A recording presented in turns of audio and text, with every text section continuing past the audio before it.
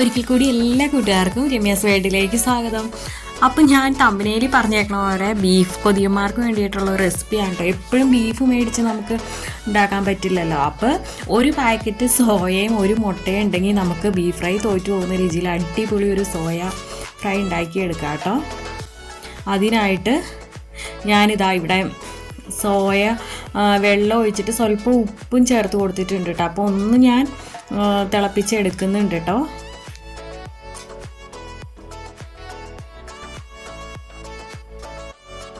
എന്നിട്ട് ഇനി ഇത് നമുക്കൊന്ന്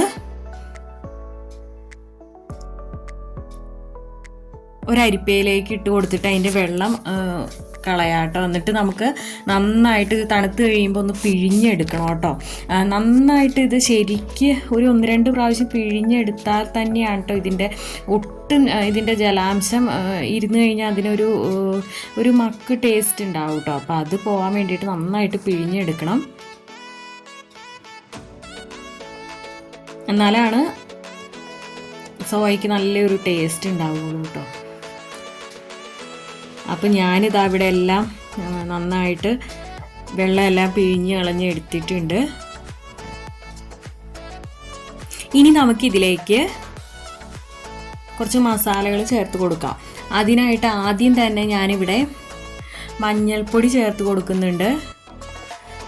പിന്നെ ഇതാ മുളക് പൊടി ഞാൻ ചേർത്ത് കൊടുക്കുന്നുണ്ട്. അപ്പോൾ ആദ്യം കാശ്മീരി മുളക് പൊടിയും ചേർത്ത് കൊടുത്തിട്ടുണ്ട്. പിന്നെ നമ്മുടെ എരിവുള്ള മുളക് പൊടിയും ചേർത്ത് കൊടുത്തിട്ടുണ്ട്. പിന്നെ ഇത് കുരുമുളകാണ് കേട്ടോ. അപ്പോൾ ഞാനിപ്പോൾ കുരുമുളക് ഒന്ന് ക്രഷ് ചെയ്തിട്ട് ചേർത്ത് കൊടുക്കുകയാണ് കേട്ടോ ചെയ്യുന്നത്. പിന്നെ ഉപ്പും ചേർത്ത് കൊടുത്തു. പിന്നെ ഇതിലേക്ക് ഞാനിപ്പോൾ ചേർത്ത് കടലമാവാണ് കേട്ടോ. ഇനി ഇതാ ഒരു മുട്ട ഞാൻ അങ്ങനെ തന്നെ വെള്ളയും മഞ്ഞയും ഒന്നും സെപ്പറേറ്റ് ഒന്നും ചെയ്തിട്ടില്ല, അങ്ങനെ തന്നെ നമ്മൾ ഇതിലേക്ക് പൊട്ടിച്ച് ചേർത്ത് കൊടുക്കുന്നുണ്ട്. ഇനി ഇത് നന്നായിട്ടൊന്ന് നമുക്ക് മിക്സ് ചെയ്തെടുക്കണം. ഒട്ടും കട്ടയൊന്നും ഇല്ലാതെ. കടലമാവൊക്കെയാണല്ലോ നമ്മൾ ചേർത്തേക്കണം. അപ്പോൾ ഇത് നന്നായിട്ട് തന്നെ ഒന്ന് ഒരു സ്പൂൺ വെച്ചിട്ട് നമ്മൾ നന്നായിട്ട് മിക്സ് ചെയ്തെടുക്കുക.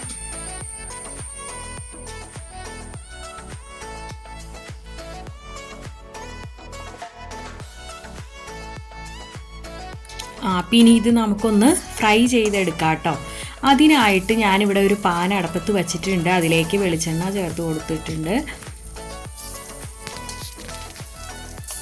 ഇനി ഇതാ നമ്മൾ ആ പുരട്ടി വച്ചിരുന്ന സോയ ഓരോന്നായിട്ട് നമ്മൾ പാനിലേക്ക് ഇട്ട് കൊടുക്കുകയാണ്. ഒന്നിച്ചങ്ങോട്ട് ഇടരുത് കേട്ടോ, അങ്ങനെയാകുമ്പോൾ അതിങ്ങനെ ഒട്ടിയിരിക്കും. അപ്പം നമ്മൾ ശ്രദ്ധിച്ച് ഇട്ട് കൊടുക്കുക. എന്നിട്ട് ഒരു വശം ആയി കഴിയുമ്പോൾ നമ്മൾ തിരിച്ചിട്ട് കൊടുക്കുകയാണ്. ഇതിങ്ങനെ തന്നെ കഴിക്കാൻ നല്ല സൂപ്പർ ടേസ്റ്റാണ് കേട്ടോ.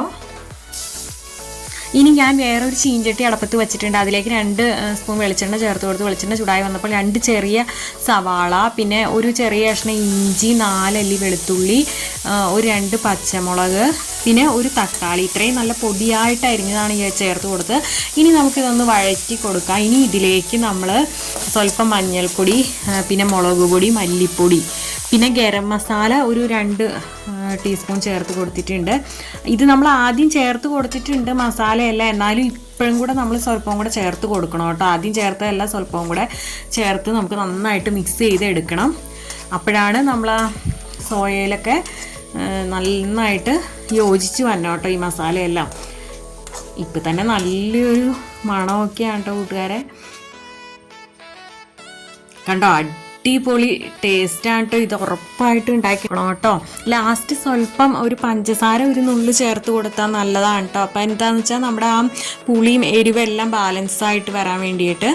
അപ്പോൾ ഇനി നല്ലൊരു വീഡിയോ ആയിട്ട് വരുന്നത് വരെ okay, Tata, bye bye, thanks for watching.